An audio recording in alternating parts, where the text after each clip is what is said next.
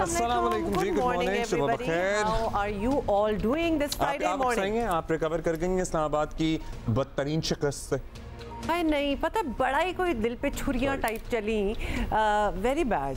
मतलब हाँ, मतलब बहुत हमारे दोस्त हैं, इतनी बदतरीन नहीं थी लेकिन मैच पड़ गया था। It was a low scoring match and बस टीम भी आपके सामने ही है जो है इस्लामाबाद यूनाइटेड की। अभी टूर्नामेंट का सॉर्ट ऑफ आगाज ही है, तो हमें किसी भी कमेंट करने से इज्तिनाब बरतना चाहिए। लेकिन हम फिर भी कमेंट्स कर ही रहे हैं। लेकिन बस हमने कहा है आपके सामने ही है, बस जो है आपके सामने ही, आप देख ही रहे हैं। बट कोयटा के लिए भी कोई इतना आसान नहीं था। ऑफ कोर्स कोयटा वन, और कोयटा ने बाय द वे जो मुश्किल से 3 मैच नहीं जीत पाते थे पूरे टूर्नामेंट में गुज़श्ता 1-2 साल से, आप देख लें वो तीनों के तीनों जीत गए हैं। हम आपको शुरू में ही बता रहे थे teams to watch out for. एक तो Multan undefeated of course and Quetta as well, है ना? यही है या कुछ और भी है? वेट करो। अच्छा, आप बातें करें, मैंने एक और भी निकाला हुआ था। ये सारी सूरत हाल तो हम आगे चलकर तफसील से डिस्कस करेंगे, लेकिन आज की इंपॉर्टेंट कार्रवाई ये है कि आज पंजाब की असेंबली अपना हलफ उठाएगी। अरकान की आमद का सिलसिला शुरू हो चुका है और इसमें नामजद वज़ीर आला पंजाब मरीम नवाज साहिबा भी पहुंचेंगी, वो भी अपना हलफ लेंगी। और उसके बाद actually this is the first assembly after the election 2024 जो कि फंक्शनल हो जाएगी और हुकूमत साजी का अगला स्टेज आ जाएगा। That is very true। आज पंजाब असेंबली और कल सिंध असेंबली, तो लिहाजा स्टार्टिंग विद पंजाब आज होगा। हुकूमत साजी के मराहिल कुछ तय हो चुके हैं, कुछ तय हो रहे हैं। इलेक्शन कमीशन ने पंजाब और सिंध की मखसूस नशिस्तों का नोटिफिकेशन कल जारी कर दिया है। असेंबलियों के इजलास बुलाए जाने का सिलसिला जो है वो शुरू हो चुका है। ऑफ कोर्स सिंध असेंबली का इजलास हफ्ते की सुबह 11 बजे होगा, जिसमें 9 मुंतखब अरकान हल्फ उठाएंगे। और आज जिस तरह अब्दुल्ला आपने बताया, पंजाब असेंबली का इजलास हो रहा है जो गुज़िश्ता दौरे हुकूमत में सबसे ज्यादा हंगामे और शोर शराबे की जद में रही। तहरीक इंसाफ ने भी इजलास में शिरकत का फैसला किया है। माजी में पंजाब असेंबली में दोनों जमातें एक दूसरे से सामने थी। जी बिल्कुल, हम इसी का इंतजार कर रहे थे। ऑल्दो आई वांटेड टू से कि इतने वायलेंट वर्ड्स क्यों यूज करें, लेकिन साथ विजुअल्स भी हम आपको दिखा ही रहे हैं। तो यहाँ तक के बात जो थी वो डेफिनेटली मार कुटाई तक जा पहुंची थी। पिछली बारी की हम बात कर रहे हैं। पंजाब की पहली खातून नामजद वज़ीर आला मरीम नवाज के पास अगरचे सादा अक्सरियत मौजूद है, लेकिन तहरीक इंसाफ के अरकान की तादाद भी खासी तगड़ी है। तो it's not going to be a cakewalk for them either. Maryam Nawaz को एक मजबूत ऑपोजिशन का सामना भी होगा। ऑपोजिशन भी वो जो पहले ही इंतखाबात में धांधली के खिलाफ सरापा एहतजाज है। नून लीगी अरकान को अवामी नुमाइंदे मानने से इनकार कर रही है। सर्टनली विफाक में सेंटर में और ज़्यादा तगड़ी ऑपोजिशन होगी। पंजाब में बहुत से आज़ाद अरकान और कुछ PTI के भी नून लीग में शामिल हो गए हैं। So Noon league is in a certainly comfortable position relatively as compare to Wifaq. Maryam Nawaz साहिबा के बारे में उनके ऑपोजिशन वाले क्या कहते हैं, क्या राय रखते हैं, ये किसी से ढकी चुकी बात है नहीं। सुनिए। मरीम नवाज जो प्रपोज हुई है CM के लिए, मोहतरमा अपनी सीट हार चुकी है। नवाज शरीफ लाहौर की अपना सीट हार चुका है। 80 से ज़्यादा सीट इन्होंने चोरी किए हैं। और कल एलामिया आ गया कि जी इनकी फलां जगह गवर्नर, फलां जगह गवर्नर, फलां सदर होगा। यही इनकी सियासत है। अच्छा जी, पार्लिमानी रिवायत के मुताबिक 9 मुंतखब अरकान असेंबली से गुज़श्ता असेंबली के स्पीकर ने हलफ लेना होता है और PTI के स्पीकर पंजाब असेंबली मोहम्मद सब्तैन खान इजलास बुलाने पर ज़्यादा खुश नहीं हैं। वो कहते हैं जब तक तमाम जमातों को मखसूस नशिस्तें नहीं मिल जाती इजलास बुलाना नहीं चाहिए था। मैं उनको ये एडवाइस करूंगा कि इतना हैपहैज़र्डली जल्दबाजी में इजलास ना बुलाएं। पहले ही देखें ये इलेक्शन इतना कंट्रोवर्शियल इलेक्शन बना खड़ा है, तो इसके बाद अगर वजीर आला पंजाब का भी इलेक्शन आप कंट्रोवर्शियल बना दें, स्पीकर का पंजाब का इलेक्शन भी कंट्रोवर्शियल बना दें, तो मेरा ख्याल है ये मुनासिब बात नहीं हो। जब तक सुन्नी इत्तेहाद काउंसिल को मखसूस नशिस्तें नहीं मिलती जी, क्योंकि अब वो ही तो मेरा ख्याल है ये कंट्रोवर्शियल रहेगा। नून लीग और तहरीक इंसाफ में सियासी जंग जोरों पर है ऑब्वियसली, और मुस्लिम लीग नून इस बात पर नाला है कि उसका सियासी किला पंजाब PTI के हाथ लगते लगते बचा है, बस मसा। और तहरीक इंसाफ जारहाना सियासत में अपना कोई सानी नहीं रखती। आज के इजलास से ही बड़ी हद तक वाज़ेह हो जाएगा कि ऑपोजिशन के इरादे क्या हैं। और आने वाले दिनों में पंजाब असेंबली, हमारा फेवरेट वर्ड, बिल्कुल है वो मचेगी या नहीं मचेगी। आने वाले दिनों में बेसिकली असेंबली में किस किस्म का माहौल बनने वाला है ये आज ही पता चल जाएगा। अच्छा, पंजाब असेंबली के बाहर अरकान के आने का सिलसिला शुरू हो चुका है सुबह से, क्योंकि ज़ाहिर है दीगर शहरों से भी आना होता है। कॉरेस्पॉन्डेंट अहमद फराज हमारा इंतजार कर रहे हैं वहां, और साथ ही हमें रईस अंसारी साहब ब्यूरो चीफ लाहौर भी ज्वाइन करेंगे। लेकिन आपसे बात कर ले कि आज बहुत एक्सपेक्टेशंस है, बल्कि बताया ये भी जा रहा है कि पीटीआई के जो रहनुमा हैं उन्होंने एक पीसफुल कह रहे हैं कि हम एहतजाज पंजाब असेंबली के बाहर करेंगे। तो ऐसा कोई सिलसिला बनता देख रहे हैं आप? लोग आना शुरू हो गए। अहमद फराज, आवाज आ रही है? चलें, अहमद फराज से हम कुछ जामस वगैरह भी होते हैं। रईस अंसारी साहब हमारे साथ मौजूद हैं। रईस साहब अस्सलाम वालेकुम, गुड मॉर्निंग। फाइनली 9 मुंतखब अरकान पंजाब असम्बली आज हलफ ले लेंगे, हुकूमत साजी और स्टेप मुकम्मल हो जाएगा। क्या खबरें हैं? पीटीआई का क्या इरादा है, अपोजिशन का क्या इरादा है? How do you see stability coming in Punjab, या फिर ये म्यूजिकल चेयर चलता रहेगा? Music rather. देखिए, पहली बात तो आपने जो की थी कि पंजाब में मुस्लिम लीग जो है वो वफाक के मुकाबले में बहुत कंफर्टेबल है। वो वाकई बहुत कंफर्टेबल है, क्योंकि जो उसमें आज़ाद अरकान भी शामिल हुए तो मुस्लिम लीग के जो अपनी तादाद है 162 हो गई, स्पेशल सीट्स आई और ख़वातीन की 203 हो गए, वो तो 186 सीट चाहिए होती हैं, तो बहुत ही कंफर्टेबल हैं।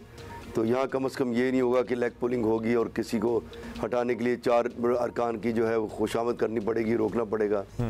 दूसरी बात जो आपने की, मैं ये सोच रहा था कि अब ये असम्बली शुरू हो रही है, बड़े कंफर्टेबल होनी चाहिए, लेकिन जिस तरह मैंने देखा कि बाहर पुलिस के सैकड़ों पुलिस वाले मौजूद हैं और जो मेंबरान असम्बली हैं उनको चेक करके आने दिया जा रहा है, एक एक को देख रहे हैं और रुक रुक के लोग आ रहे हैं। मैं सोच रहा था कि अब क्योंकि अब ये असम्बली आई है, मुंतखब लोग आए हैं, तो हालात निगरान हुकूमत में जो थे उससे तब्दील होंगे और उससे कम होगी। इनको फ्री आने देना चाहिए सबको। जो मेरी इत्तलात है अब तक हम कॉरेस्पॉन्डेंट से पूछ रहे हैं तो उसमें मुस्लिम लीग नून के और जो उनके एहतादी हैं वो आ पा रहे हैं, बाकी अभी तक उन्हें यही नहीं पता कि पीटीआई का जो वो एमपी है वहाँ कौन पहुँचा है। तो इनको ओपनली जो मेंबरान असम्बली उनको असेस होनी चाहिए थी अंदर तक, तो इससे हालात जो है वो बेहतर साहब कि आप कह रहे हैं नून लीग वाले तो आ रहे हैं, बाकियों को क्या शायद ज़्यादा चेकिंग से गुजारा जा रहा है, नहीं गुजारा जा रहा है? ये हम अहमद फराज से पूछ लेते हैं। अहमद हमारे साथ असम्बली के बाहर से ही मौजूद हैं। लाहौर की सुनहरी धूप है। अहमद आप हमारे साथ हैं मौजूद? जी बिल्कुल, मैं आपके साथ मौजूद हूं और मैं लाल कमीज भी बड़ी जबरदस्त लग रही है, जच रही है आप पे। तो बताइए कि सिक्योरिटी के क्या मामलात आप देख रहे हैं? कुछ ज़्यादा है, मामूल से ज़्यादा है? जो 9 मुंतखब अरकान हैं उनको भी रोका जा रहा है? बिल्कुल मामूल से ज़्यादा है यहाँ पर सिक्योरिटी के इंतजाम, और उसकी वजह यह है क्योंकि 9 मई में जो मुलविस इश्तिहारी मुल्ज़मान थे, जो इश्तिहारी MPs थे, उन्होंने इलेक्शन तो लड़ लिया, लेकिन इलेक्शन लड़ने के बाद अब उन्होंने पंजाब असेंबली के अंदर भी आना है और इसकी मुद्दत होती है कि उन्होंने 90 दिन के अंदर यहाँ पे आके ओथ भी लेना है, और अगर वो 90 दिन के अंदर यहाँ पे तो ज़ाहिर है उनको डिस्क्वालीफाई किया जा सकता है। तो इसीलिए जो इश्तिहारी MPs हैं उनकी गिरफ्तारी के लिए, उनको पकड़ने के लिए यहाँ पर पुलिस की गैर मामूली जो है तादाद है, और हम आज देख रहे हैं कि यहाँ पर जेल वैन्स भी मौजूद हैं, एंटी डाइट फोर्स मौजूद है, पुलिस के यहाँ पर 500 से ज़ायद अहलकार यहाँ पर मौजूद है। और अब से कुछ देर पहले यहाँ पर DIG ऑपरेशन अली नासिर रिजवी जो थे वो खुद यहाँ पर इस गेट में मौजूद है। इस वक्त चारों जो गेट है पंजाब असेंबली के, उन पर पुलिस की सख्त नाकाबंदी है, ना सिर्फ इन गेट पर बल्कि पंजाब असेंबली की तरफ आने में जो रास्ते हैं, खासतौर पर रीगल चौक, अलहमरा चौक, यानी कि ये पुलिस को बताया गया है कि वो जिस गाड़ी में भी कोई इश्तिहारी MPA कोई ऐसा जो MP जी भी दी हुई है अहमद फराज के कोई पॉइंट आउट करने के लिए कि लोग पे नजर रखनी है या नहीं आने देना, कोई ऐसी भी इंफॉर्मेशन है आपके पास? जी, सबसे अहम जो है वो मियां असलम इकबाल है, क्योंकि वो बड़ी नॉन शख्सियत है, उनके बारे में तो सब जानते हैं, लाहौर शहर के वो शहर वाले हैं, उनके चेहरे से भी सबको अंदाज़ा है, पुलिस को भी अंदाज़ा है और दीगर एजेंसीज को भी अंदाज़ा है। सो इस हवाले से ज़्यादा जो यहाँ पर कहा गया है वो यही है कि मियां असलम इकबाल जिस रास्ते से भी, जिस नाके से भी वो गुजरेंगे, वो उनको फौरी यहाँ से पकड़ कर उनको नामालूम मुकाम पर मुंतकिल कर जाएगा। और ख़ासतौर पर प्लानिंग ये है कि वो पहुँच पाए, क्योंकि पुलिस उनको पेशावर पकड़ने गई थी, लेकिन पेशावर पुलिस ने पंजाब पुलिस के साथ बिल्कुल ताउन नहीं किया था और उनको उनके हवाले नहीं किया था और उनको स्पीकर हाउस में जाकर उनको पनाह दी थी। और अब से कुछ देर पहले यहाँ पर एक और सीन हुआ है, एक एमपीए हैं कसूर से, उनकी अभी बहुत ज़्यादा पुलिस के साथ उनकी नोकझोंक हुई है, क्योंकि वो अंदर जा रहे थे। जब पुलिस ने उनको रोकने की कोशिश की तो पुलिस के साथ उनकी काफ़ी ज़्यादा उनकी तलब कलामी हुई है। डीएजी ऑपरेशन से बड़े जी क्यों रोका उन्हें? जी वो अंदर जा रहे थे क्योंकि यहाँ पर सख्त चेकिंग की जा रही थी, तमाम गाड़ियों में चेकिंग की जा रही थी। जब पुलिस वालों ने उनको रोका है तो वो आगे बैठे हुए थे क्योंकि उनका चेहरा शनाख्त नहीं था, तो जिस वजह से पुलिस ने उनको रोका है और उनके साथ उनकी काफी ज्यादा तलकलामी। आज जब एक्सपेक्ट कर ही रहे हैं कि आज जरा जरूरत से ज्यादा सिक्योरिटी चेकिंग होगी और लिटरली होनी भी चाहिए, तो ताउन भी बिल्कुल करना चाहिए लोगों को, और हर चेहरा इतना रिकग्नाइजेबल नहीं होगा। बट राइसा सीम्स लाइक कि आज सीन क्रिएट होगा पंजाब असम्बली के बाहर।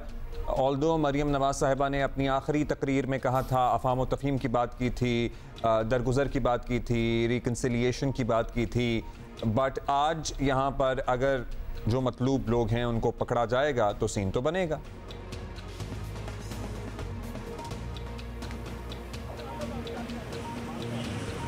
रईस साहब आवाज आ रही है आपको?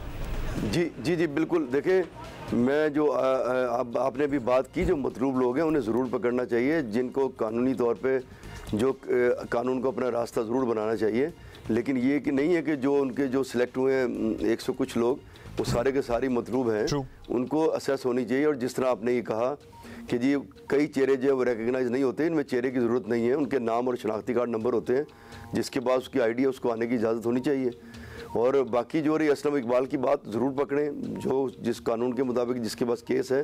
लेकिन हमें ये इतला है कि उन्होंने पेशावर से जो है अदालत से बाकायदा राहदारी के लिए ज़मानत करा ली हुई है, तो उन्हें प्रॉपर पेश होने दें यहाँ अदालतों में। अगर वो किसी ऐसे केस में जिनकी ज़मानत नहीं है तो फिर अरेस्ट कर लें।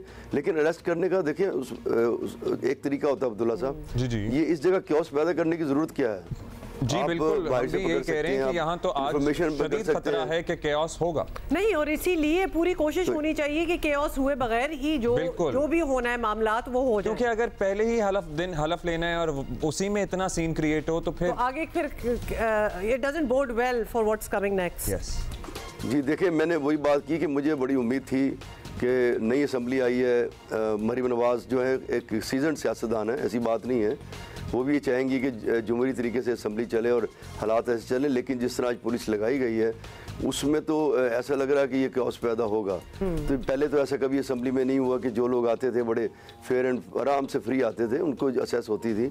लेकिन इस तरह रोक रोक के पूछना तुम कौन हो, एक लिस्ट बनाए, उनकी एक गेट बना दे, वहाँ से जो आ रहा है जिसके पास ID कार्ड वो आने दे। और दूसरा जो PTI के जो ऐसे जो कॉल थी कि वो लोग जो समझते हैं कि उनका हराया गया वो वहाँ पर एहतजाज करेंगे, तो एहतजाज करना भी उनका अगर पुरअमन कर रहे हैं सड़क पे खड़ा होकर उन्हें एहतजाज करने दें। लेकिन जिस दिन पुलिस लगी और लगता है कि अगर वो एहतजाज करने आए तो उनको भी मेरे ख्याल एहतजाज करने नहीं दिया जाएगा। तो इस तरह हालात बेहतर नहीं होंगे, जो आपने कहा था माजरत, इस तरह जो हालात हैं मज़ीद बिगड़ेंगे।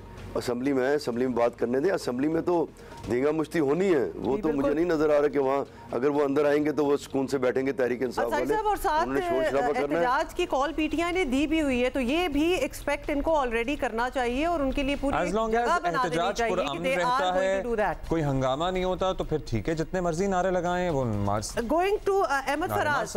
जी अहमद फराज, बताइएगा आप कौन कौन आ चुके हैं नून लीग के अरकान में से? ऑब्वियसली मरियम नवाज तो सबसे पहले हम एक्सपेक्ट कर ही रहे हैं, मरियम औरंगजेब, कौन लोग आपने देखे हैं जो इस वक्त पहुंच चुके हैं वहां?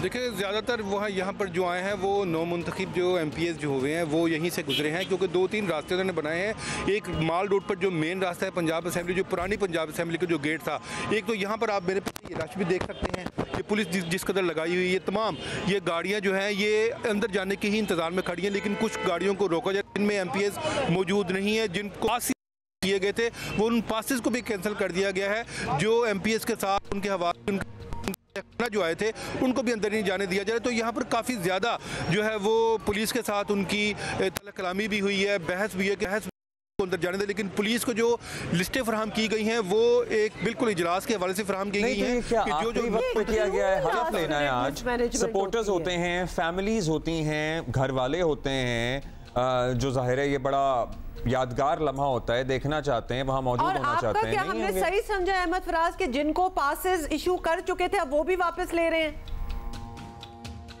जी, उनको जाने दिया जा रहा है। और ये देखें, ये जब चौधरी परवेज़ यहाँ पर जब सीएम गुजरे हैं, ये लास्ट जब वो गए हैं यहाँ से, जब असेंबली जब उन्होंने डिसॉल्व किया है तो उन्होंने क्या किया था, उन्होंने तो यहाँ पर सहाफ़ियों को दाखिला भी बंद कर दिया था। जो नई पंजाब असेंबली का जो गेट बना है वहाँ पर से सिर्फ गेट के अंदर तक उनको जाने की इजाज़त नहीं होती थी, उनका दाखिला भी बंद कर दिया गया। ये तो मेरा ख्याल है शायद जो मरीम नवाज़ अब क्योंकि उन्होंने हलफ उठाना है और वज़ीर-ए-आला उन्होंने बनना है, तो उन्होंने आज जो है हमने देखा कि जो सहाफ़ी थे, जो पंजाब असेंबली की गैलरी के जो जर्नलिस्ट हैं, अब उनको अंदर जाने की इजाज़त दी गई है और वो सिर्फ गेट नंबर 2 से अंदर गए हैं, जो दूसरी तरफ बनाया गया पंजाब असेंबली का नया गेट। जो जिस जगह मैं खड़ा हूँ ये पंजाब असेंबली का पहला गेट है जो बिल्कुल माल रोड के ऊपर वाक़ है। यहाँ से तो किसी को जाने की इजाज़त नहीं है, ना कोई मीडिया पर्सन अंदर जा सकता है, ना ही कोई दूसरा और कोई ऑफिशियल अंदर जा सकता है। यहाँ से सिर्फ MPS को जाने की इजाज़त दी गई है और अभी भी आप देख सकते हैं गाड़ियों की एक लंबी लाइन है जो अंदर जाना चाहती है और पुलिस इसको इसलिए क्लियर करा रही है कि किसी भी वक्त जो है वो नौ मुंतखब जो है वज़ीर-ए-आला जो है मरीम नवाज़ वो तशरीफ ला सकती है और इस रास्ते को फौरी तौर पर क्लियर किया जाए। और अब जो है इनको गाड़ियों को आहिस्ता आहिस्ता। अहमद फराज शुक्रिया, हम आपसे दोबारा अपडेट लेंगे और इन the mean time rice Ansari साहब हमारे हैं। बिल्कुल। अब रईस साहब, जाहिर है कि उम्मीद तो हम ये करेंगे और अभी भी हम जाहिर है नेशनल टीवी पे बैठ के यही कहेंगे कि अफ़हाम और तफ़हीम के साथ मामला शुरू करने चाहिए।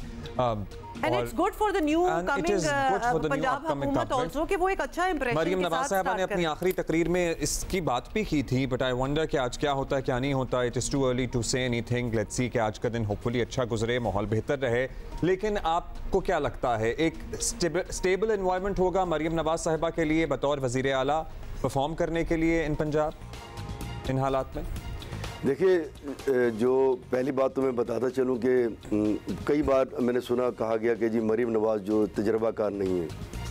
पहली बात ये कि जितने तमाम सियासतदान होते हैं ये हुकूमत चलाने के लिए अहल होते हैं, पूरे तजर्बा होता है इनके पास और वो पहले भी वालिद साहब के साथ काम करती रही हैं और वो एक पूरी सीजन सियासतदान है। हुकूमती अमूर के हवाले से बात रही तो जहाँ तक मेरा ख्याल है कि मरीम नवाज़ बेहतर तरीके से हुकूमत चलाएँगी और उनको सारे उसके एक्सपीरियंस हैं। लेकिन दूसरी तरफ जो आपने बात की, जिन्होंने अफ़हाम और तफ़हीम की बात की, उन्हें इस तरफ आना चाहिए और ये जमहूरी रवायत है और हमें इस तरह चलना चाहिए। जिस तरह आपने अभी बात की कि अगर कोई एहतजाज करना चाह रहा है पुरअमन, कानून हाथ में नहीं ले रहा तो उसे करने देना चाहिए, बल्कि उसकी जगह देनी चाहिए। आप एहतजाज कर लें, अपने नारे लगाएं। लेकिन अगर जो आज सूरत हाल हम देख रहे हैं ऐसी रही और आगे चलती रही तो इससे तो बदअमनी फैलेगी, अजीब सी सूरत हाल पैदा होगी। और जो पूरे निगरान दौर में जिस तरह पुलिस करती रही है, जिस तरह गवर्नमेंट ने उसको छूट दी थी या गवर्नमेंट की सपोर्ट से कर रही थी, अब चाहिए गवर्नमेंट को कि उनको लॉ एंड ऑर्डर के लिए उनको पुलिस को हदायत जारी करें कि लॉ एंड ऑर्डर तक महदूद रहें। इस किस्म के जो काम है पुलिस से वापस ले ली जाए कि चलते चलते किसी को पकड़ लेना, किसी के घर में दाखिल हो जाना, अगर किसी की बेल भी है तो फिर उठा के ले जाना, इससे हालात मज़ीद बिगड़ेंगे। और मैं नहीं कहना चाहता कि जिस तरह आपने देखा आजकल हो रहा है, बहुत नौजवान जो हैं कॉलेजेस में, मैंने कल भी देखा तो वहाँ भी जो एक रिजेंटमेंट है और वो नारेबाजी करते हैं। तो ये ऐसी इस चीज़ों से ऐसी चीज़ें आहिस्ता आहिस्ता बाहर निकल आएंगी। और दूसरी अब्दुल्ला साहब आपको बात करूँ, जब मरीम साहब की बात की हमने कल सुना था कि वजारतें भी आ रही हैं और हमें इत्तला है कि मरीम औरंगज़ेब जो है शायद पंजाब में परफॉर्म करेंगी और वो मरीम नवाज़ साहब के साथ परफॉर्म करेंगी और शायद सेंटर में वो ना जाएँ। इसके अलावा कल एक डेवलपमेंट थी परसों के मुश्तबा शजाउर-रहमान को बनाया जा रहा है स्पीकर। तो हमारी आज सुबह बात हो रही थी, हमारे कॉरेस्पॉन्डेंट हैं जो नून लीग को डील करते हैं उस्मान भट्टी साहब, तो उन्होंने कहा कि वो सिनारियो चेंज हो रहा है, शायद अज़मा बुखारी जो है वो स्पीकर हो पंजाब असम्बली की।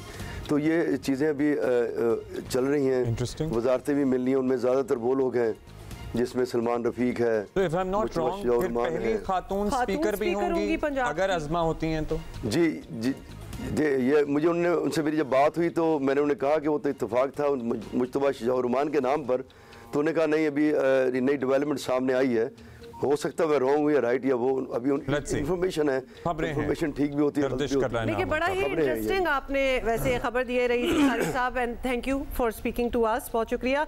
लेकिन बड़ा वुमेन पावर जो है पंजाब असेंबली में, अगर स्पीकर जो है तो अगर वो अज़मा बुखारी हो, चीफ मिनिस्टर मरीम नवाज हो, तो हमारी बड़ी हाई एक्सपेक्टेशंस ऑलरेडी हो जाती हैं। क्या सिंध में भी ऐसी कोई तब्दीली आ सकती है इस दफा? मतलब आज़मा बुखारी जो आपको पता है कि वो बड़ी एक्टिव स्पोक्स पर्सन रही हैं फॉर PMLN, पहले के मनाज़रे में पहुंच गई हैं, बिल्कुल वो वहाँ पहुंच भी चुकी हैं, and she would be quite a force to reckon with अगर वो सिंध में भी वज़ीर आला के लिए आज पीपल्स पार्टी की सिंध की पार्लिमानी पार्टी का इजलास होना है बिलावल भुट्टो साहब की ज़ेर सदारत, और एक नाम जो वज़ीर आला के कैंडिडेट के लिए आ रहा था वो फरियाल तालपुर साहिबा का भी था। फिर उनकी कल ही मैंने तस्वीरें देखी, हज़रत लाल शहबाज कलंदर के मज़ार पर वो गई हैं, फातिहा खानी की है, उससे फिर चमगोइयाँ तो होती हैं ना, ऑफ कोर्स, बिल्कुल। और जब नामों में एक उनका नाम भी फ्लोट हो रहा है तो व्हाई नॉट, ये एक्सपेक्टेशन तो हो ही सकती है। तो क्या यहाँ भी कोई खातून वज़ीर आला हो सकती है? नहीं हो सकती? मुझे ये बड़ा एक्साइटिंग प्रोस्पेक्ट लग रहा है, मतलब आई ऑलवेज फील कि आज मेरा ख्याल है कि सिंध का मामला भी क्लियर हो जाएगा, और दीगर दो नामों में शर्जील मेमन हैं और मुराद अली शाह तो हैं ही, और नासिर हुसैन शाह भी हैं। सो लेट्स सी क्या होता है। Of course we will keep you posted on that. जल्दी से एक ब्रेक भी लेनी है, लेकिन पहले आपको बता दें कि पाकिस्तान के उवैस मुनीर ने कतर में जारी एशियन स्नूकर चैंपियनशिप के फाइनल के लिए क्वालिफाई कर लिया है, so that is good news. Semifinal में उन्होंने दिफाई चैंपियन ईरान के आमिर सरकोश को शिकस्त दे दी है। उवैस मुनीर 2015 के बाद एशियन स्नूकर चैंपियनशिप के फाइनल में पहुंचने वाले पहले पाकिस्तानी क्यूइस्ट हैं। जबरदस्त, बेहतरीन हो गया, मुबारक हो। So अवैस को हम बेस्ट ऑफ लक कहेंगे for the final and for the rest of the matches. जब वो जीतेंगे we'll have him on the show। Yes. मुल्क में आपको पता है कि सोशल मीडिया की बंदिश पर हुकूमत पर तनकीद और दबाव बढ़ता जा रहा है, और हाई कोर्ट का फैसला भी है। बिल्कुल, इंसानी हकूक, डिजिटल राइट्स तंजीमें, अमरीकी महकमा खारजा कमेटी टू प्रोटेक्ट जर्नलिस्ट्स, बिल्कुल, ये सारे वो ऑर्गेनाइजेशंस हैं जो कि तशवीश का इजहार कर हैं हुकूमत से सोशल मीडिया तक आवाम को आज़ादाना रसाई देने का मुतालबा भी हो रहा है। सिंध हाई कोर्ट मुल्क भर में एक्स बहाल करने का हुक्म दे चुकी है ऑलरेडी। कुछ अरसे से सोशल मीडिया की बंदिश मुल्क में मामूल बन गई है, और इस वक्त जो हम सिचुएशन देख रहे हैं ये पिछले 6 दिनों से, मतलब लिटरली ऑलमोस्ट एक हफ्ता हो गया है कि आप एक्स जो है ट्विटर उसको एक्सेस नहीं कर पा रहे विदाउट VPN। लग रहा था कि हुकूमत पर इसका प्रेशर आएगा और आ भी रहा है। अब इस सवाल पर भी बहस हो रही है कि क्या सारा कसूर हुकूमत के खाते में डाला जाए या कुछ और लोगों से भी पूछा जाए जो आज़ादी इजहार राय के हक़ का बज़ाहिर नाजायज़ फ़ायदा उठाते हैं। सोशल मीडिया पर जाली खबरें, मनफी प्रोपेगेंडा, हेट स्पीच, एक्चुअली मन घड़त बातों पे मबनी प्रोपेगेंडा इस हद तक किया जाए जो किया जा रहा है कि किसी की जान को ख़तरा लाहक हो जाए, वो भी कैसे रुकेगा? लेकिन क्या इसका ये मतलब है कि सिर्फ और सिर्फ पाबंदी ही हर चीज़ का हल है? मजहब कार्ड इस्तेमाल करने से जाहिर है हम नहीं रुकते हैं, किरदार कुशी से गुरेज नहीं किया जा रहा। इसी तरह इंतखाबी अमल अंजाम देने वाले बाद सरकारी अफसरान की तस्वीरें लगाकर, मतलब मैं कहता हूँ कितना स्ट्रेटेजिकली और कितना होमवर्क होता है इस खतरे में उनकी ज़िंदगी डाली गई। सो कहाँ बैलेंस तलाश किया जाए? अच्छा, इसमें ये भी सुन लें कि मुर्तज़ा सोलंकी साहब का क्या कहना था। इजहार राय की जो आज़ादी वो महदूद नहीं है, बल्कि वो कानून के ताबे है, और उसके तहत अदलिया, मुसल्लह अफवाज और बरादर ममालिक के ख़िलाफ़ तज़हीक आमेज़ गुफ्तगू की इजाज़त नहीं है। कुछ लोग जो सोशल मीडिया प्लेटफॉर्म्स को तशद्दुद पर उकसाने के लिए इस्तेमाल कर रहे हैं, ये सरगर्मी खिलाफ कानून है, और हुकूमत ऐसी तमाम गैर कानूनी सरगर्मियों के खिलाफ कानून के मुताबिक सख्त कार्रवाई करेगी। मतलब कमिश्नर रावलपिंडी वाला ही मामला ले लें, पहले उन्होंने बयान दिया, धमाका खेज बयान था, वो एक हफ्ते तक सोशल मीडिया सेंसेशन बने रहे, अब वो उस बयान से मुकर गए हैं। जाहिर है कि एक सियासी जमात है, जब उनके हक में बात की जाती है तो ज़मीर जागता है, जब उनके खिलाफ बात की जाती है तो उन्हें लगता है कि सब बिक गए हैं। लेकिन अदरवाइज एक और भी ट्रेंड है और बड़ा ख़तरनाक ये है कि कोई भी झूठी खबर चलाई जाती है, उस पर जब हज़ारों लाखों रीट्वीट्स और रीशेयर्स आ जाते हैं, उसके बाद, और ये जानते हुए आई एम श्योर शेयर की जाती है कि झूठी है मगर लाइक्स मिलने होते हैं, उसके बाद वो डिलीट कर दी जाती है, लेकिन नुकसान हो जाता है, कोई बात भी नहीं होता।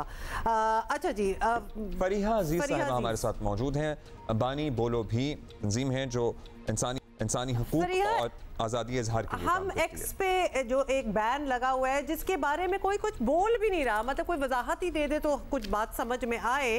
क्या कहेंगे आप कि इधर हो क्या रहा है और रिस्पॉन्सिबल कौन है? देखिए, यहाँ पे जहाँ तक रिस्पॉन्सिबिलिटी की बात है, जिसने बंद किया है वो कानूनी तौर पे तो पाकिस्तान टेलीकम्युनिकेशंस अथॉरिटी जो PTA है, 6 दिन हो गए, 7 दिन शुरू है। सिंध हाई कोर्ट के कल भी IAX के मुतालिक, उससे पहले भी जब इलेक्शन के दिन पे बंदिश हुई थी, डायरेक्शंस दिए गए थे, लेकिन हमें ये वाज़े तौर पे नज़र आ रहा है कि हाई कोर्ट की डायरेक्शंस को नहीं माना जा रहा। एक स्टेटमेंट नहीं आई है कि किसने बंद किया, क्यों बंद किया। हमें पता है कि PTA का ही इख्तियार अब साइबर क्राइम लॉ के तहत सिर्फ उन्हीं का बनता है कि वो बंद कर सकते हैं। कोई उनकी तरफ से वजाहत नहीं आई है और ना ही हाई कोर्ट के जो डायरेक्शंस हैं वो फॉलो किए गए हैं। लेकिन एक चीज़ मैं यहाँ बताना चाहूँगी, ये जो मामला कंफ्यूज किया जाता है ना कि आज़ादी इजहार राय और उस पर जो कदम होनी चाहिए, यहाँ पे मामला हुकूमत के इख्तियारात और गैर आइनी गैर कानूनी तरीके से उनको इस्तेमाल का है। ये नहीं हो सकता। और ये जो हम सोशल मीडिया का बना लेते हैं कि कोई अनॉमली है, लेकिन जिस तेज़ रफ्तार से चीज़ें फैलती हैं और फैलाई जाती हैं डिसइंफॉर्मेशन, वो ज़रूर तशवीशनाक है। लेकिन हम ये समझते हैं कि शायद ये सोशल मीडिया दौर की इजाद है। जिस वक्त पैम्फलेट्स छपते थे, प्रिंटिंग प्रेस थी, क्या प्रिंटिंग प्रेस बंद कर देते थे? इस वक्त भी अगर मेन स्ट्रीम मीडिया पे गैर तस्दीक शुदा गुफ्तगू होती है या खबर चलती है तो पूरा चैनल बंद कर दिया जाता है, या इसके आपको देखना होता है कि किस तरीके से दुनिया में। फरीहा, हम आपसे जानना चाहते हैं कि क्या मॉडल्स मौजूद हैं मिस इन्फॉर्मेशन को टैकल करने के? क्या यही हाल है कि X बंद कर दो, कोई और सोशल मीडिया प्लेटफॉर्म बंद कर दो? क्योंकि हमें इससे लगता है कि मिस इन्फॉर्मेशन में इजाफा होता है और ज्यादा फेक न्यूज फैलती है। मतलब हमारी अथॉरिटीज के पास क्या आइडियाज कम हैं कि भाई ये बंद कर दो तो सब ठीक हो जाएगा, हालांकि उससे और ज्यादा मनफी खबरें फैल रही होती हैं। देखिए, मिस डिसइंफॉर्मेशन जो है ये बयानिया बनाया जाता है। जैसे पहले टेररिज्म बयानिया बनाया गया, फिर हरासमेंट बयानिया बनाया गया। कभी भी जो शहरी है उसको कहाँ तहफ़्फ़ुज़ फराहम हुआ है? मिस इन्फॉर्मेशन और डिसइंफॉर्मेशन का काउंटर करने का तरीका है कि आपको उसी तेज़ रफ्तार से जो सही इन्फॉर्मेशन है, जिसकी तस्दीक करनी है, आपको वो फैलानी है। आपने देखा कल परसों जो हमने देखा कि किस तरीके से रिलीजन को इस्तेमाल करके, सबसे खतरनाक बात यह है कि एक बार ये फैल जाती है, वो जहनों में नक्श हो जाती है चीज। आपको उस काजी के खिलाफ उसी तेज रफ्तारी से सही इंफॉर्मेशन भी फैलानी है। लोगों ने तस्दीक भी की है, लोगों ने मज़ाहमत भी की है। ये तरीका है डिसइंफॉर्मेशन और मिस इन्फॉर्मेशन करेक्ट करने का, क्योंकि सिर्फ किसी चीज को बंद कर देने से किसी एक दो के लोगों को, लेकिन लीगल जो रिस्पॉन्सिबिलिटी है वो अपनी जगह, और ये चीजें होती भी हैं, होती आ भी रही हैं। लेकिन यहाँ पे फर्क करने की जरूरत ये भी है कि आप पूरे के पूरे प्लेटफॉर्म को बंद कर देना या कुछ लोगों को गैर कानूनी तरीके से पकड़ना, ये भी गलत है। कानूनी तरीका इख्तियार करें जहां पे स्पेसिफिक कोई चीज बने। हम देखते हैं कि किस तरह कवानीन का इस्तेमाल होता है किसी सियासी गुफ्तगू नुक्ता नजर को रोकने के लिए, तो ये हमें डिस्टिंक्शन और बैलेंस रखना पड़ेगा। हम ये नहीं कह सकते, हम बह नहीं सकते जज्बात में कि एक चीज हो गई तो पूरे सबको उठा के बंद कर दो या पूरे प्लेटफॉर्म को उठा के बंद कर दो। सबसे ज्यादा फरिया अलार्मिंग बात ये है कि nobody is taking responsibility, nobody is listening to high court की डायरेक्टिव्स को भी नहीं माना जा रहा। तो बिल्कुल एक मम जिसको कहते हैं सिचुएशन है कि बंद है तो बंद रहने दो। ये सबसे ज्यादा अलार्मिंग बात है कि एक दिन खुल भी जाएगा तो कोई एक्सप्लेनेशन आएगी नहीं कि एक्चुअली इधर हुआ क्या था। Fariya, thank you so much for being with us. ये आपको देखिए भर में मोबाइल फोन और इंटरनेट सर्विस घंटों बंद रहने के बाद बहाल हो गई है, तो वहां भी ऐसा कुछ हुआ है। मोबाइल फोन और इंटरनेट सर्विस में रुकावट की वजह सामने ना आ सकी, वहां भी नहीं आई वजह अच्छा? सामने, तो लिहाजा ये इस किस्म की चीजें हो रही हैं। एक्सेप्ट उधर ये बात समझने की जरूरत है, जैसे फरीहा भी कह रही थी कि अगर कोई गलत खबरें फैला रहा होता है तो इसका हल ये नहीं है कि वो प्लेटफॉर्म ही बंद कर दिया जाए। उस गलत खबरों का सही खबरों से जवाब दिया जाए और उतनी ही तेज़ी से दिया जाए, या हक़ाइक़ लोगों के सामने बयान किए जाएं, या उस फेक न्यूज़ को बर्स्ट किया जाए और उतनी ही तेज़ी से किया जाए। यही इसका हल है। बंद कर देना इज नॉट द सॉल्यूशन। काश कि इसको समझ लें। मौसम का हाल बता रहे हैं, कुछ देर में बताएंगे या अभी बताएंगे? दीर नॉट देर। मैंने कहा कुछ देर में। ने पहले कहा कि देर में मौसम का क्या सूरत हाल होगी, दीर में मौसम की क्या सूरत हाल होगी? Abdullah, for God sake. अच्छा, आप सोचेंगे किसने कहा होगा? एहसानुल्लाह शाकिर हमें बता रहे हैं, चुप कर जाए। अभी बता रहे हैं कुछ देर में।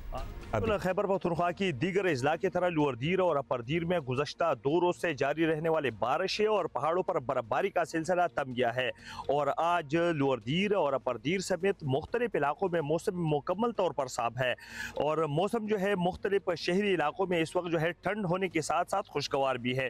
ताहम लोअरदीर की मुख्तलिफ बालाई इलाके शाही, बिनशाही, वादी लड़म, कलपानी और मैदान के मुख्तलिफ इलाकों में शदीद बर्फबारी के बाइस वहाँ के लोग जो है वो शदीद मुश्किलात का शिकार है और वहाँ पर इस वक्त जो है ज़मीनी राब्ता जो है वो शहर की दीगर इलाकों से जो है मुनक़ता है।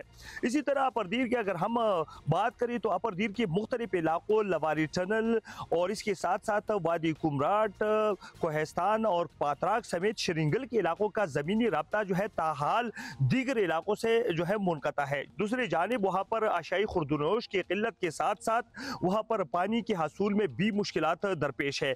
इधर इस वक्त जो है शहरी इलाकों में मौसम ठंड है और लोग जो है यहाँ पर धूप से जो है खूब लुत्फ उठा रहे हैं। 2 reservations that I have. Number 1, the snow was not as white as it should be.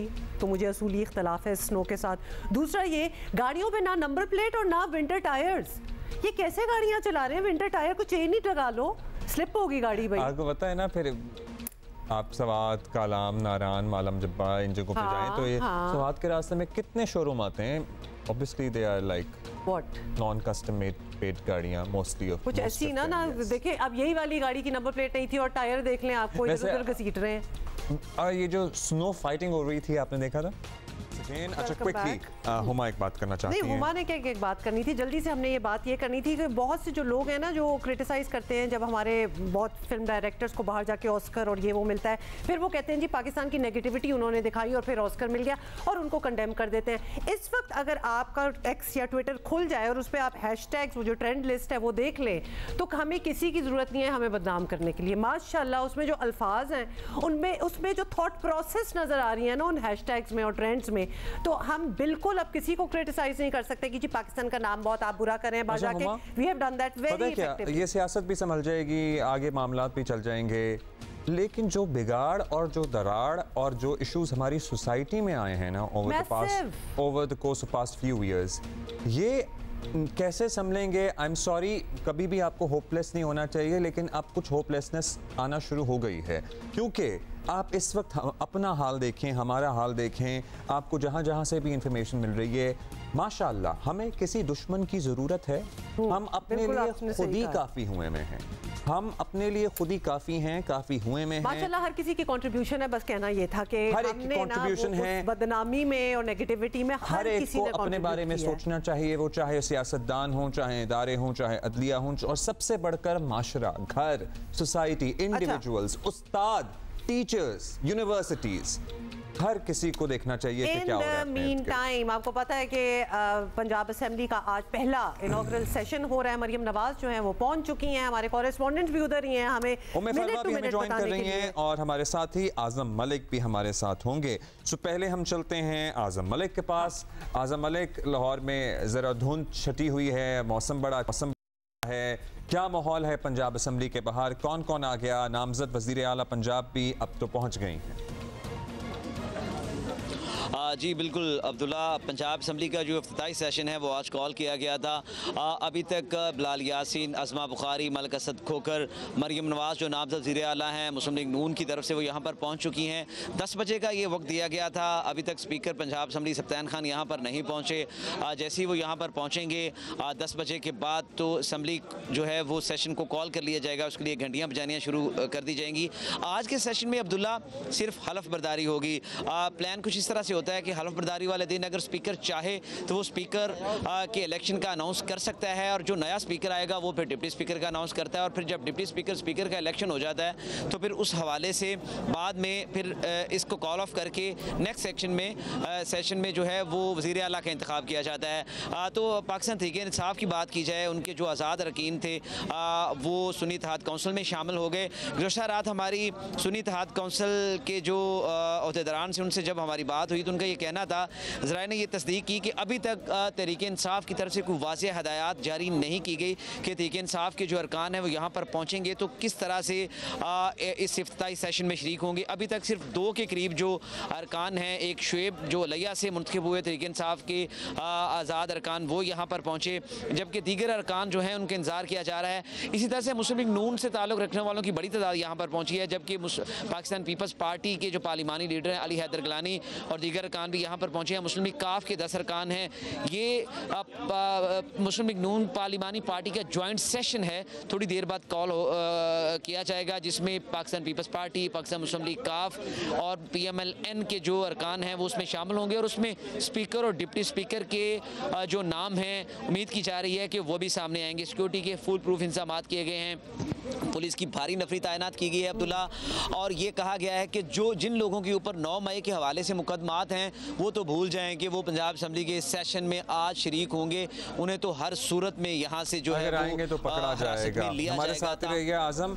अभी हम चलेंगे उम्मे फरवा के पास और उनसे जानेंगे कि वो कहाँ हैं। उम्मे फरवा, पहले तो ये बता दें आप किधर हैं, आपको जरा छाँव मिल रही है, छाँव में आप खड़ी हैं, क्या देख रही हैं? सिक्योरिटी के भी आपके पीछे कुछ हमें नजर आ रहे हैं एहलकार, क्या हो रहा है? जी हुमा, मैं जिस गेट पे खड़ी हूँ और अब से कुछ देर पहले यहाँ से मरियम नवाज जो कि नामजद वज़ीर आला हैं, उनकी हैसियत से उनको इस गेट से एंट्री दी गई थी और जो जितने भी MPs हैं उनको दूसरे गेट से एंट्री का दाखिला दिया गया। और ये मैं चूँकि VIP खड़ी हूँ इसलिए आपको मैं VIP थोड़ी इस वक्त दिख रही हूँ क्योंकि मैं बहुत शेड में हूँ और मेरे अकब में जो गेट है इसी गेट से स्पीकर पंजाब असम्बली जो है वो भी यहाँ से गुजरेंगे और ये VIPs के लिए ही गेट रखा गया है। तो यहाँ पर अब से कुछ देर पहले तो मरियम जो है अपने प्रोटोकॉल के साथ यहाँ से वो गुजर चुकी हैं और गेट पे आपने खुद ही देख लिया कि सिक्योरिटी इस वक्त कैसे दिख रही है। 10 बजे का टाइम दिया गया था और जिस तरह से मरियम भी पहले साथ चुकी हैं इसी तरह से बाकी भी। जी, मरियम नवाज साहिबा के साथ कौन कौन थे, कोई नाम लें? जी, मरियम के साथ तो अभी सुनने में तो जो सुनने की हद तक ज़राए से बताया जा रहा है कि मरियम औरंगज़ेब उनके साथ हैं और चूंकि उनकी सिक्योरिटी में आपको पता ही है कि जो ब्लैक कलर की शीशों वाली गाड़ियां होती हैं तो उसमें सब तो दिख नहीं सकते, तो इसलिए इसके बारे में मज़ीद तो कहा नहीं जा सकता कि और कौन कौन उनके साथ है। बाकी जैसे मुस्लिम लीग नून में अज़मा बुखारी सबसे आगे होती हैं तो वो ऑलरेडी यहाँ पर पंजाब असम्बली जो है वो पहुँच चुकी हैं और जो नून लीग के दीगर अरकान हैं वो पहले ही पहुँच चुके हैं। लेकिन यहाँ आज ये एक बात ज़रूर देखने में आ रही है पंजाब असम्बली में कि अमूमन हम जितने भी पहले इससे पहले नौ मुंतखब जितने उम्मीदवार आते रहे हैं यहाँ पे बड़ो शोरो गुल भंगड़े शंगड़े ये वो बड़ा जोशो जज्बा नज़र आता है। आज थोड़ा सुकून दिखाई दिया है और हाँ, एक बात सबसे अच्छी ये दिखाई दी है कि जो 9 मुंतखब उम्मीदवार थे वो बहुत जल्दी पहुँचे। ख़ास तौर पर उनमें वो ख़वातीन हमें नज़र आई जो इससे पहले कभी हमें असम्बली के अंदर नज़र नहीं आई थी, वो पहली दफ़ा जीती हैं और जीतने के बाद से ये है कि वो टाइम से पहले यहाँ पर पहुंची हैं। तो आज ख़वातीन हमें काफ़ी इस हवाले से नजर आई हैं कि जो उम्मीदवार जो जीतने वाले उम्मीदवार हैं, 9 मुंतखब उम्मीदवार हैं, वो तो आ ही रहे हैं, हलफ लेना है। यूजुअली यही होता है, अभी उम्मे फरबा भी बता रही हैं, सपोर्टर्स होते हैं, कुछ हल्ला गुल्ला होता है। क्या फैमिलीज, दोस्तों को, सपोर्टर्स को, साथियों को आने की इजाज़त है? क्योंकि इनिशियली इत्तलात थी कि पासेस वगैरह जिन लोगों को जारी भी किए गए थे और जर्नलिस्ट के वो भी कैंसिल कर दिए गए हैं। हाँ, वो भी बताइएगा।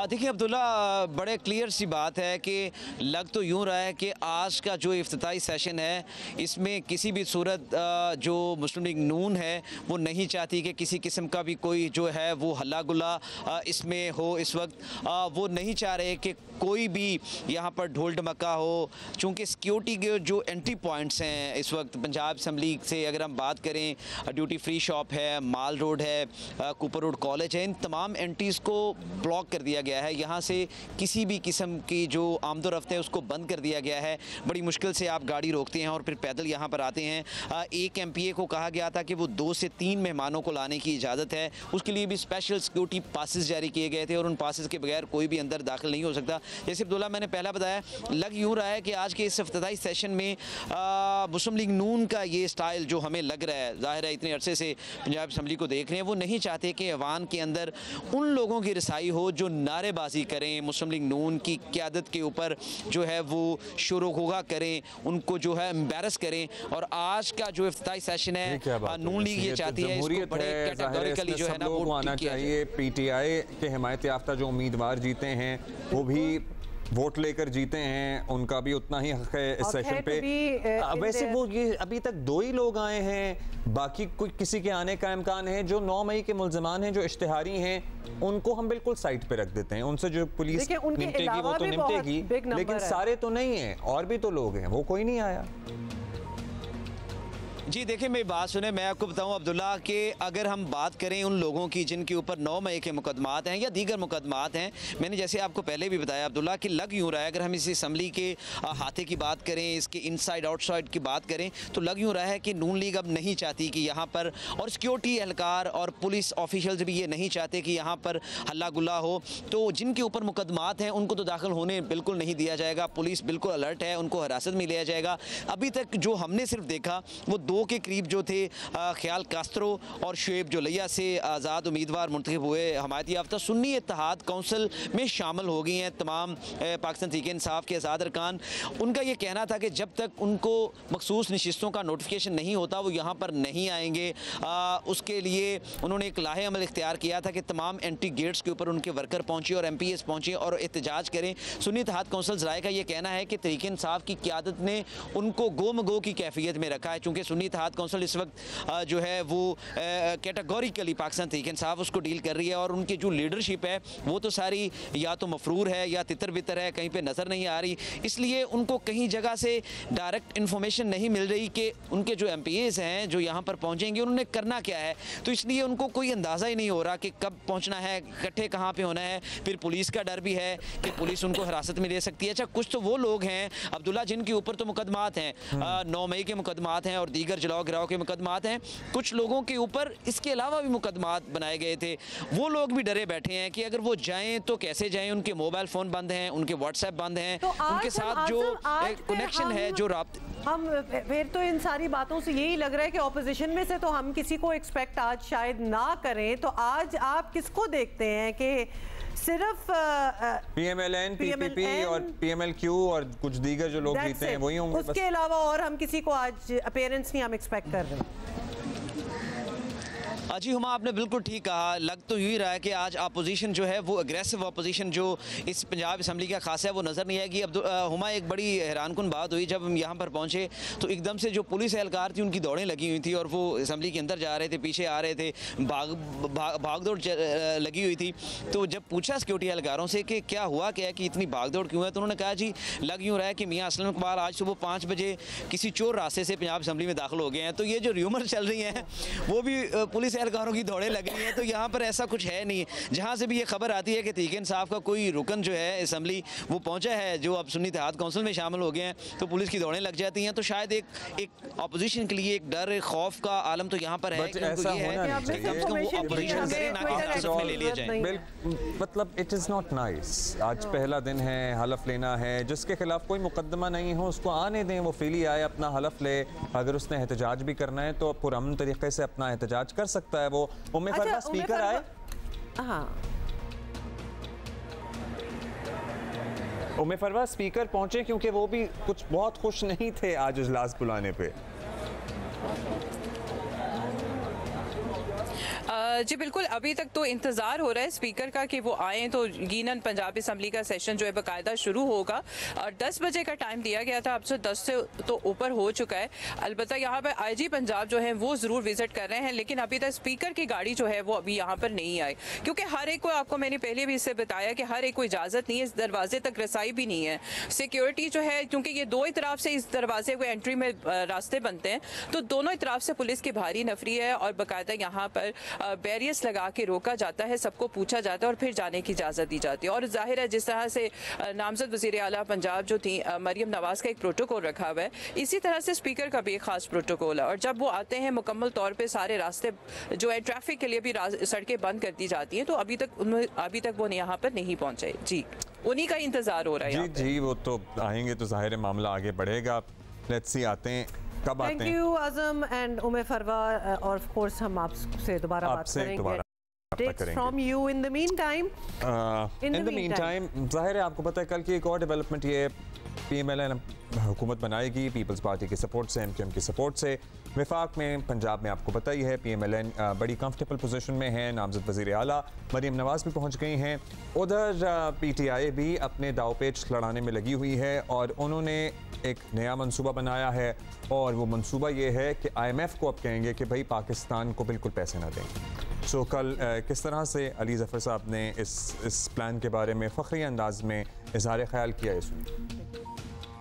खत जाएगा इमरान खान साहब की तरफ से IMF को, उसमें हम वाज़े तौर पे ये कहेंगे कि अगर IMF ने कोई बातचीत करनी है तो पहले वो ये कंडीशन ये वाज़े कर दे कि ये जो रिगिंग हुई है जितने हलकों में उन हलकों के ऊपर ऑडिट हो। इलेक्शन कमीशन ऑफ पाकिस्तान नहीं, एक आज़ाद इंडिपेंडेंट ऑडिट टीम तो सुप्रीम कोर्ट ऑफ पाकिस्तान की सरबराही के तहत बनाई जाए तो बहुत अच्छा है, लेकिन उसमें जुडिशरी का ज़रूर इन्वॉल्वमेंट हो। अगर ये ऑडिट नहीं होता, ये जो धांधली है इसको ख़त्म नहीं किया जाता, तो फिर किसी किस्म का जो स्टेप होगा लोन देने का IMF का, वो पाकिस्तान के लिए नुकसानदेह होगा।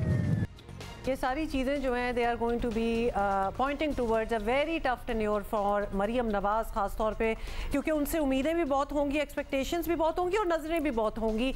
She being a first timer and also she being a woman, तो वो नज़रें जो होती हैं वो ज़रा ज़्यादा। अच्छा, ये तो कल का अली ज़फ़र साहब का बयान था, लेकिन IMF का भी ताज़ा बयान आया जिसमें वो कह रहे हैं कि हम नई हुकूमत के साथ काम करने के लिए बिल्कुल तैयार हैं। उन्होंने रिव्यू भी किए हैं वो मामलात जो कि निगरां हुकूमत के दौर में इक़दामात उठाए गए हैं, और साथ ही जब उनसे ये भी पूछा गया इमरान खान साहब के ख़त के बारे में तो उन्होंने कहा कि हम किसी भी किस्म के पॉलिटिकल इशू पे कोई कमेंट नहीं देना चाहते। और IMF जो हैं उनके नुमाइंदे वो नई हुकूमत के साथ मिलने भी, आपको पता है ना कि एक वो भी एक्सपेक्टेड है एक विजिट। वो कब होगा, of course we will keep you posted on that. क्या अगला प्लान होगा? In the meantime Irfan Siddiqui साहब, रहनुमा मुस्लिम लीग नून, सेनेटर साहब हमारे साथ। सर जी, अब बता दें, वफाक में तो आप हुकूमत बना ही रहे हैं, पंजाब में भी आप लोग हुकूमत बना रहे हैं और जिम्मेदारियाँ ज़ाहिर खुद ही उठाना पड़ रही हैं। काबीना में ऐसी कोई शेयरिंग हो नहीं रही है, चैलेंजेस तो बहुत सारे हैं, लेकिन आपकी सीनियर क़यादत सर जोड़ कर बैठी होगी। लेट्स से कौन से 3 बड़े चैलेंजेस हैं जो अभी फौरी तौर पर हंगामी बुनियादों पर निपटने की ज़रूरत है आप लोगों को जब इक़्तिदार में आते हैं? जी बहुत शुक्रिया हुमा और अब्दुल्ला, आपके प्रोग्राम में शिरकत करके बड़ी खुशी होती है। देखिए, चैलेंजेस बेशुमार हैं, लेकिन आपने 3 चैलेंजेस का जिक्र किया है। मेरे ख़्याल में पहला और सबसे अहम चैलेंज तो ये है कि ये हुकूमत जो कायम होने जा रही है ये मजबूती के साथ कायम हो, अपने अज्ज़ाए तरकीबी को समेटने में कामयाब हो और एक मुस्तहकम हुकूमत का पैगाम दे सके। This is the first challenge. अगर हम ये पैगाम नहीं दे पाते और यूँ लगता है कि जैसे ये हुकूमत ढिल मिल है या इसकी सपोर्ट कमज़ोर है या किसी वक्त सपोर्ट ख़त्म हो गई तो ये हुकूमत गिर जाएगी, तो ये बड़ा ही एक मनफी पैगाम होगा और बाकी सारे चैलेंजेस इसके अंदर दब जाएंगे। तो पहला चैलेंज तो हमारा यही है कि हम एक मुस्तहकम हुकूमत का पैगाम दें। दूसरा चैलेंज सबसे बड़ा मईशत को संभालने का है और बाकी सारी चीज़ें, जिस तरह किसी बीमारी के बारे में कहा जाता है कि ये सबसे बड़ी बीमारी है या उम्मुल अमराज है, बीमारियों की माँ है और बाकी बीमारियां उससे फूटती हैं, हमारे यहाँ मामलात ये हैं कि हमारी मईशत बहुत डामाडोल है, बहुत गिर चुकी है, हम दूसरों के दस्ते नगर हैं, कर्ज़ों का एक अंबार है हमारे सरों के ऊपर, IMF की दरवाज़े पे हम फिर जाने वाले हैं। तो मईशत को संभाला देना और इसको अपने अवाम की मुश्किलात को पेश नज़र रखते हुए इसके अंदर से आसानियों की राह निकालना, ये दूसरा बड़ा चैलेंज है। तीसरा बड़ा चैलेंज हमारे सामने ये है कि हम मुल्क के अंदर इंतशार की फ़ज़ा को ख़त्म करें, अमन अम्मा को ठीक करें, दहशतगर्दी की जो एक लहर फिर से उठ खड़ी हुई है उसका मुकाबला करें। जब तक हम दहशतगर्दी से पाक एक सिक्योर पाकिस्तान का तासुर और तसव्वुर नहीं दुनिया के सामने उभारते, यहाँ इन्वेस्टमेंट नहीं आएगी, यहाँ लोग नहीं आएंगी, तो मेरा ख्याल है कि ये 2-3 अहम तरीन चीज़ें हैं जो हुकूमत के पेश नज़र होंगी और उसका साथ देने वालों के भी पेश नज़र होंगी। एग्री विद यू सेनेटर साहब, इसमें कोई शक नहीं है कि माशी चैलेंज जो है वो ही सबसे बड़ा चैलेंज होगा किसी भी हुकूमत के लिए। तहरीक इंसाफ को भी ये पता है और वो IMF वगैरह को अप्रोच करके इस चैलेंज को और मुश्किल बनाने वाले हैं, तो ये सब सामने है। लेकिन मुस्लिम लीग नून यही तय नहीं कर पाई कि इस बार वजीर ख़जाना कौन होगा। ये बात हमें ज़रा अजीब लग रही है, अदरवाइज वो पहले से ही बताना स्टार्ट कर देते हैं लोगों में कॉन्फिडेंस देने के लिए। तो क्या पार्टी के एंड पर ये कोई वक्ती कन्फ्यूजन आपको नज़र आ रही है या फिर कोई बहुत बड़ा मसला है?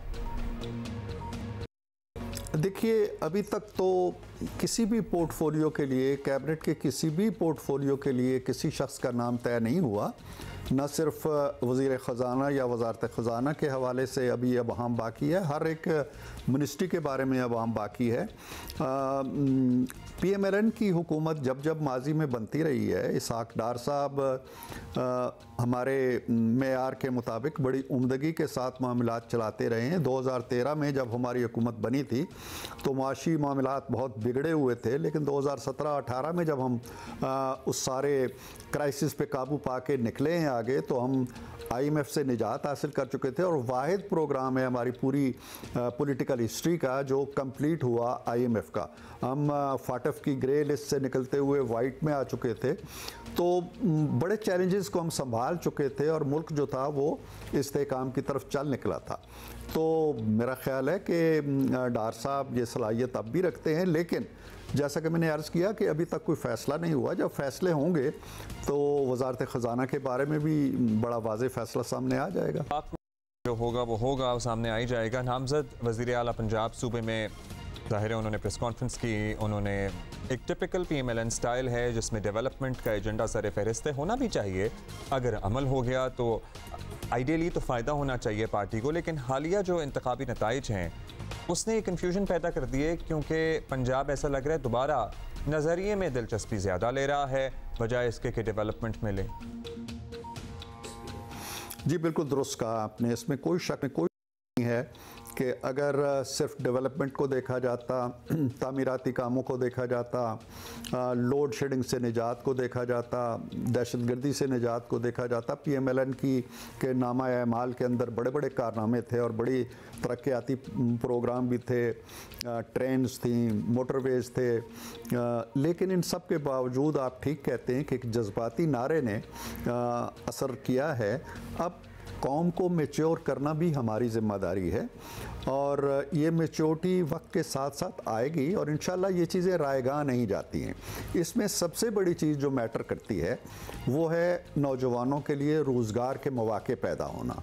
मेरा ख्याल ये है कि अगर हमारा पंजाब के अंदर 5 साला मनसूबा और अगर मरकज़ के अंदर हमारी हुकूमत ऐसे मौके पैदा कर लेती है, जैसे कि नामज़द वज़ीर आला पंजाब ने कहा है कि 5 बड़े IT सिटीज़ बसाए जा रहे हैं, तो एक एक शहर के अंदर लाखों रोज़गार के मौके मिलेंगे, खुद इन्हिसारी आएगी नौजवानों के अंदर। तो मेरा ख्याल ये है कि तरक्याती कामों के साथ साथ ख़ातीन की एम्पावरमेंट और नौजवानों के लिए रोज़गार के बाइज़्ज़त रोज़गार के मौके, ये वो चीज़ें हैं जो उस नज़रियाती हिजान को जो नौजवानों के अंदर पाया जाता है या जज्बातियत को या सस्ती नाराबाजी को मेरा ख्याल है कि उनके जहनों से खुरच डालेंगे। आप देखिए साहब मुस्लिम लीग नून के रहनुमा मौजूद थे। अच्छा, आज सुबह जो IMF की तरफ से वजाहत या तफसीली बयान आया ना, जिसमें they are ready to work with the new government, और उन्होंने कहा जी हम ये जो ख़त वाला मामला उनसे क्लियरली पूछा गया कि इमरान खान साहब के बिहाफ पे उनके दीगर लोगों ने, अली ज़फ़र साहब ने, बैरिस्टर अली ज़फ़र ने ऐलान किया कि भाई हम ख़त लिखेंगे, बताएंगे IMF को कि क्या हो रहा है और कहेंगे कि इनके पैसे रोक लें। सो वहाँ पे प्रायोरिटीज़ पता लग जाती हैं कि मुल्क, कौम, अवाम प्रायोरिटी है या सियासत प्रायोरिटी है। और एट द सेम टाइम अब मेरा ख्याल है अगर मार्केट में कोई इंस्टेबिलिटी, कोई गुंजाइश भी थी तो वो क्लियर हो गया होगा मामला, क्योंकि IMF ने कह दिया है कि हम किसी भी सियासी मामले पे तबसरा नहीं नई हुकूमत के साथ काम करने के मुंतज़िर हैं, उनका ये कहना है। तो वो लेटर वगैरह की जो बात हो रही है, और आपको पता है ना उसकी रीजनिंग भी PTI की तरफ से यही दी गई है कि IMF only deals with those governments जहाँ डेमोक्रेसी हो, डेमोक्रेटिक गवर्नमेंट्स हो, और PTI के हवाले से तो यहाँ बिल्कुल, क्योंकि आपको याद है वो तैमूर झगड़ा और शौकत तरीन की एक एक ऑडियो पहले लीक हुई थी, पहले भी हो चुका है जी, इलेक्शन से पहले, जिसमें वो कह रहे थे कि हम खत लिखेंगे और हम इसको, सब जाहिर है IMF का प्लान जो किस्त वो लाले पड़े हुए थे, पाकिस्तान डिफ़ॉल्ट के दहाने पर पहुंचा हुआ था कि हम रुकवाएंगे इस मरतबा भी, और उस मरतबा तो चलें ऑडियो लीक हुई थी, इस मरतबा तो बरमला इजहार ख्याल किया जा रहा है कि हम ये करेंगे। और जाहिर है क्योंकि उस वक्त इन दो किरदारों के खिलाफ क्या कार्रवाई हुई, जिन्होंने पाकिस्तान की मईशत को, पूरे मुल्क को सबोताज करने का प्लान बनाया। हाँ, अगर शायद कोई एग्जाम्पल सेट हो जाती तो आज किसी की ये जुर्रत ना होती कि वो अपनी सियासत और अपने आप को मुल्की और कौमी मफाद से ज़्यादा मुकद्दम समझे या रखे। और वो तो एक ऑडियो लीक थी ना, अब तो वो जब चीज़ें लीक हो जाती है ना, वो कहते हैं ओन इट। नहीं, वो अब तो धड़ल्ले से अब तो धड़ल्ले से कह रहे हैं ना, तो लिहाजा ज़हन है ना, कुछ भी कहेंगे कर लेंगे। PSL पॉइंट्स टेबल मैं बताऊंगी, कोई और कहानी नहीं हम सुनेंगे। कल इस्लामाबाद हार गया है और कोयटा जीत गया, ये तो हम सारों को पता है। इस वक्त top of the list Multan Sultan, 3 games 3 wins, साथ ही आप ग्लैडिएटर्स को डाल दें। इसी पॉइंट पे रोकूंगा, मुल्तान इतने जबरदस्त अपने मैचेस जीता है कि पॉइंट्स का रन रेट का फर्क देखें दोनों। अच्छा ठीक है, बाद में देख लेंगे। फिर Quetta gladiators 3 games 3 wins, Islamabad तीसरे नंबर पे आता है विद 1 विन एंड 3 गेम्स। उसके बाद कराची आता है 1 विन और 2 गेम्स हुई हैं उनकी, और लाहौर तो आपको पता ही है। अच्छा, मुल्तान ने आपको पता है गेम चेंज की, उनकी सोच नई है, बहुत सी खवातीन हैं जो बड़े इंपॉर्टेंट रोल्स में इस दफ़ा नज़र आ रही हैं, इवन स्पिन बॉलिंग कोच भी उनकी। सो और बहुत होमवर्क भी है अली तरीन का इस टीम के पीछे, मुझे ये अच्छा लग रही है। सो सिकू हमारे साथ मौजूद हैं। सिकंदर, कल का मैच हमने देखा है, क्लोज स्कोरिंग मैच था, बट इस्लामाबाद की टीम भी है, लेकिन को बहुत प्रॉमिसिंग टीम नहीं मुझे तो लगती। देखिए, इस्लामाबाद की टीम जो है ना, बहुत डेटा के ऊपर बिलीव करती थी, और मैं उस पर अगेंस्ट हूँ कि इतना ज्यादा जो है आप डेटा के ऊपर नहीं चलते। मैच जो है वो सिचुएशंस के साथ से खेला जाता है। अगर आप डेटा के ऊपर बिलीव करने लगे तो आप नहीं खेल सकते। आपको जब ग्राउंड में उतर जाते हैं तो एज पर सिचुएशन खेलना पड़ता है। मैं बार बार ये इस बात का हमेशा जिक्र करता हूं। तो इस्लामाबाद का जो है वो जो डेटा सिस्टम है, आई डोंट नो वो अभी चल रहा है नहीं चल रहा। हमने कल अपने प्रोग्राम में बोला था, मैंने उनको कहा कि जी, मैंने फातिमा से पूछा कि जी ये डेटा वालों से पूछें कि जी इमाद वसीम सबसे अच्छी गेंद कब करते हैं, तो फातिमा ने फौरन कह दिया था, फातिमा सलीम ने, कि जी ये नया बॉल के ऊपर। तो कल उनको नया बॉल कराया गया, मगर वो इतने इफेक्टिव नहीं रहे अभी। अब लग रहा है एज के साथ साथ उनको मस्ट बी 34-35, तो वो आहिस्ता आहिस्ता स्लो डाउन तो होती है बॉडी। तो इस्लामाबाद को पिक करने में अब थोड़ा सा प्रॉब्लम लगेगा, देखते हैं कि वो क्या करते हैं नहीं करते। मैं चाह रहा था अब्दुल्ला हुमा, अगर आप इजाजत दें तो मैं इसमें कुछ अच्छे पॉइंट्स जो अगर ना दें चीजें अच्छी नहीं मैंने दे दी इजाजत, सिकंदर स्टार्ट हो जाए। सबसे ज्यादा जो आप मुझे आप प्लीज बताएं। आपको पता है पहले जो सबसे इम्पोर्टेंट चीज सिकंदर, और फील्डिंग के मयार से ही स्टार्ट कर रहे हैं। कैचेस बहुत छूट रहे हैं। अच्छा, ये मैंने सबसे ऊपर वही लिखा है। अच्छा, कि अब तक कल कमेंटेटर्स ये कह रहे थे कि 16 कैच अब तक छूट चुके हैं जी, विच इज हॉरिबल। और ग्राउंड फील्डिंग पाकिस्तानी प्लेयर्स से सबसे ज्यादा, सारे 90% 95% पाकिस्तानी हैं। मैं मोहसिन नकवी साहब से एक बात कहूंगा कि जब वो फारिग हो जाएं यहाँ से और पूरा चार्ज ले लें पीसीबी का, तो सबसे पहले ये देखें कि जो कोचेज हैं फील्डिंग के, चाहे वो पाकिस्तान टीम में हो चाहे वो हाई परफॉर्मेंस सेंटर में, वो कौन है। कोई ऐसे लड़के हैं जिनको हम जानते ही नहीं। मजे की बात है, मैं समझा शायद मैं कराची में रहता हूं तो वो पंजाब के लड़के होंगे, मैं उनको नहीं जानता। तो टीवी के ऊपर 2 पंजाब के लड़के बैठे ये जिक्र कर रहे थे कि हम भी नहीं जानते कि पाकिस्तान का जो फील्डिंग कोच है वो कौन है, उसने कभी क्रिकेट भी खेली है नहीं खेली, नंबर 1। नंबर 2, हमारे जो मेन बॉलर्स हैं वो अच्छी बॉलिंग नहीं कर रहे। नंबर 3, जो हमारे स्पिनर्स का है, कोई नया स्पिनर्स हमें मिल ही नहीं रहा। हम ढूंढ रहे हैं वो हमें मिल नहीं रहा। नंबर 4, जो बहुत इंपॉर्टेंट चीज है कि पीटीवी पे ये मैच नहीं आ रहा। हाँ, ये बड़ी अजीबोगरीब बात है कि अपने स्टेट चैनल के स्पोर्ट्स चैनल पे क्यों नहीं पीएसएल आ रहा, ये हमें भी बड़ा अजीब लगा।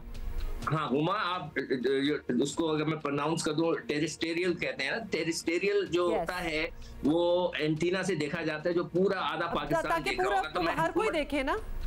हाँ, हुकूमत पाकिस्तान से पूछना चाहता हूँ कि जी आधा तो पाकिस्तान ये मैच ही नहीं देख रहा है, आपने कैसे डिप्राइव किया, कैसे आपने किया, ये तो खुले आम होना चाहिए। फिर मैं मोहसिन नकवी साहब से कहूंगा कि आप इस पर गौर करें। अगली दफा ये हर एक को दिखाने की इजाजत होनी चाहिए कि लोग मैक्सिमम देख सकें। कि ये क्या हो रहा है। चलिए एक और चीज अभी वो तो होगा जब होगा।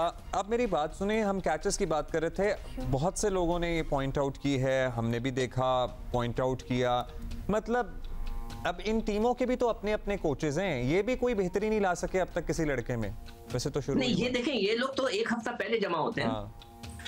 एक हफ्ता पहले तो आप आते ही उनको थोड़े थोड़े कैचेस कराए, फारिग हो गए। मगर ये जो ट्रेनिंग का सिलसिला चलता है, पाकिस्तान टीम में चल रहा होता है, या जो आपके हाई परफॉर्मेंस सेंटर है उधर जब लड़के जाते हैं 2-2 महीने के लिए, उधर होना चाहिए ना। ये तो एक हफ्ते के लिए तैयारी के लिए आते हैं, एक हफ्ते के अंदर वो क्या क्या कराएंगे। वो बेसिक चीजों पे चले जाते हैं कि जो बैट्समैन बॉलर और थोड़े से कैचिंग करा दी। सिकंदर ये भी बताएं कि यूनाइटेड के कप्तान जो है शादाब खान, उन्होंने पीएसएल एम्पायरिंग पर काफी तनकीद की है और इतने बड़े इवेंट में इस तरह की एम्पायरिंग टेक्नोलॉजी मजायका खेज और अफसोसनाक है, उनका ये कहना है शादाब खान का। आई एम रियली सरप्राइज कि कल एक डिसीजन जो था वो 19-20 ऐसा हुआ था जिसके अंदर जो टेक्नोलॉजी इन्वॉल्व थी, उसके अंदर अंपायर नहीं इन्वॉल्व थे। तो आप टेक्नोलॉजी को क्या कहते हैं? उसी सिस्टम को कह रहे हैं कि ये तो इतना, उन्होंने कहा ये इतना बड़ा टूर्नामेंट है, इसमें एरर्स नहीं होने चाहिए। तो देखिए, अगर आपको याद हो 2011 का वर्ल्ड कप था जिसके अंदर तेंदुलकर आउट थे एक बॉल पे जो कि उसकी थी सईद अजमल की, और उसको अचानक जब उसमें दिखाया गया तो वो इतना बड़ा ब्रेक हो गया कि सब हैरान हो गए थे कि ये बॉल इतना बड़ा ब्रेक कैसे दिखा दिया उसने। पता नहीं है कि उसमें बटन्स हैं या नहीं है। उसके अंदर देखें, ये पूरे जो आईसीसी है उसके अंदर इसके इश्यू उठ रहे हैं कि ये जो टेक्नोलॉजी में कई जगह फॉल्ट्स हैं, आपने उसको बेहतर करना है, ये चीज चल रही है। मगर शादाब को इस तरह खुलेआम कहने से जो है वो पाकिस्तान का जो पीएसएल है उसके लिए ये अच्छी चीज नहीं है। अगर एक आधी चीज हो जाती है तो आप थोड़ा सा सब्र कर लें। प्रॉब्लम ये है कि चाहे पॉलिटिशियन हो चाहे क्रिकेटर्स हो, सिकंदर टाइम नहीं है। आज पेशावर मुल्तान का मैच है, मुल्तान इज डूइंग एक्सेप्शनल। क्या लग रहा है आज क्या होने वाला है? रन रेट देखा है आपने उनका? नहीं, देखिए मुल्तान को एक एडवांटेज मिला हुआ है, सारे मैच वो मुल्तान में खेल रहे हैं। व्हाई? ये तो गलत बात है ना। ये तो मेरे हिसाब से तो ये बिल्कुल चलें, अब दीगर शहरों में आएंगे, कराची आएंगे और नहीं वो आएंगे, मगर अभी देखें ना, अभी वो 4-5 मैच स्ट्रेट जो है वो मुल्तान में खेल रहे हैं, तो उनको तो एक प्रैक्टिस हो गई, होम ग्राउंड एक ही जगह पे खेल रहे हैं। उनको लाहौर मुल्तान हर एक के साथ होना चाहिए। ये तो कोई आगे पे डिसएडवांटेज भी हो सकता है, आगे के हार भी सकते हैं। लेट्स सी क्या होता है। बहुत शुक्रिया आपका Sikandar, but Sikandar that's all the time we have. टाइम नहीं है आज। Thank you. अच्छा, हम आपको बताएं ना, अपने बिजली के बिल की फीस की मद में कुछ रकम अदा करते हैं, तो अगर हम अपना इतना बड़ा टूर्नामेंट भी ना देख पाएं तो फिर क्यों हम देते हैं वो पैसे? अदरवाइज तो हम क्या ही देख रहे होते हैं। फैसला कैसे किया ये फैसला कि जी पीटीवी स्पोर्ट्स पे नहीं? इलेक्शन के बाद नई पंजाब असम्बली का पहला इजलास हो रहा है। आज नौमुंतखब अरकान पहुंच गए हैं। उस्मान भट्टी हमारे साथ हैं, नामजद वज़ीर आला भी हैं। कौन कौन आ गया है, कौन कौन नहीं, स्पीकर के लिए कौन से नाम आ रहे हैं, ये सब हमें बताएंगे उस्मान भट्टी। जी भट्टी साहब।